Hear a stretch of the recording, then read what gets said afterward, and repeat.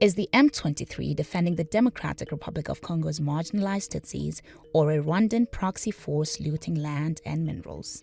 Recent headlines about M23 capturing Goma demand a deeper look, starting in 1994. M23's roots trace back to the Rwandan genocide, which killed 800,000 Tutsis and moderate Hutus, forcing 1.2 million Rwandan refugees to escape into the DRC. Rwanda's Patriotic Front, or the RPF, led by now Rwandan President Paul Kagame, invaded the DRC alongside Uganda and Congolese rebel Laurent Desire Kabila to return refugees and get their hands on genocide perpetrators. However, the UN documented numerous RPF human rights abuses, including mass killings of Hutu refugees. Kabila overthrew DRC's President Mobutu Sese Seko in 1997, installing Rwandan and Congolese Tutsi figures in key government positions. One of these men, James Kabarebe, was made Chief of Staff of the Congolese Armed Forces. He had fought alongside Kagame in the capture of Kigali during the 1994 Rwandan genocide. The 1997 war was also the first documented use of proxies by Rwanda. Here is Nyamwasa Kayumba, the Rwandan Army's Chief of Staff, explaining just how much Rwanda was involved. Toute l'idée était de réunir tous ces Zaïrois qui venaient d'endroits différents, avec des histoires différentes, et de trouver un moyen qu'ils fassent cause commune. On voulait essayer de les impliquer ensemble dans une sorte de mouvement politique organisé, capable d'articuler un programme et même de justifier la guerre qui commençait au Zaïre. Le Congo actuellement est en train d'être seigneur blanc. Les fraudeurs font traverser des centaines de kilos d'or par semaine, en passant par le Rwanda vers l'extérieur. Seeking to dilute Rwandan influence, Kabila later expelled Rwandan officials, triggering the Second Congo War with Rwanda and Uganda backing rebels against him. The war killed 5.4 million people, mostly from starvation, disease, and displacement. Rape was widespread, and children as young as 8 were forcibly conscripted. A peace agreement in 2003 created a transitional government, but instability remained. It was during the Second Congo War that Rwanda established the RCD, or the Congolese Rally for Democracy, as a proxy in the DRC's North Kivu province. Instead of providing the security they claimed as their raison d'être, the RCD committed human rights abuses such as recruiting children. Meanwhile, the UN documented the Rwanda-backed RCD doing large-scale looting of Congolese minerals like coltan in 2001, with the cargo transported to Kigali.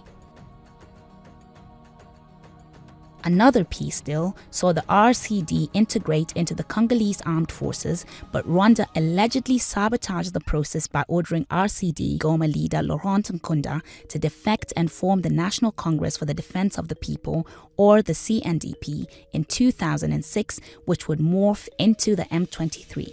The CNDP controlled resource-rich areas in North and South Kivu provinces under the guise of fighting the Hutu rebel group, the Democratic Forces for the Liberation of Rwanda, or the FDLR. The group's 2008 offensive displaced 250,000 people and committed massacres before Rwanda, under international pressure, arrested Nkunda in 2009. A peace deal integrated CNDP fighters into the Congolese army. Tellingly, in 2008, Nkunda demanded the cancellation of a $9 billion mining deal with China as a condition for peace talks in 2008, a view shared by the International Monetary Fund, which objected to the deal, delaying forgiving $10 billion the DRC already owed. Experts accused him of hypocrisy, as he had overseen illegal mining in the DRC's North Kivu province for several years and singled out China, even as US companies like Freeport-McMoran operated in the country. You have to wonder what China has to do with Tutsis being marginalized in Congo. In 2012, former CNDP soldiers mutinied, citing poor treatment and lack of government positions, forming the March 23 movement, or the M23.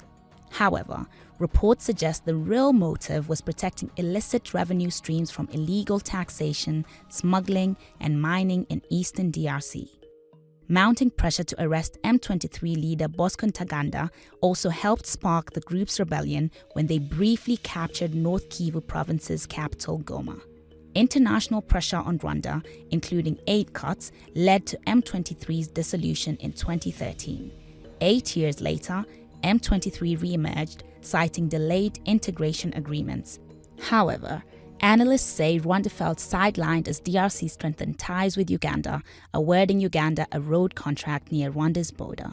In 2022, M23 launched attacks at a time of tense Uganda-Rwanda relations, reportedly targeting road construction.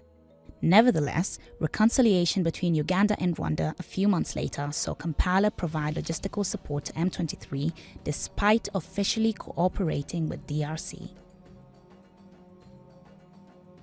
Although M23 claims to protect Congolese Tutsis, its actions have seemingly fueled anti-Tutsi violence out of people associating Tutsis with M23. More consistently, economic interests seem to drive M23's existence.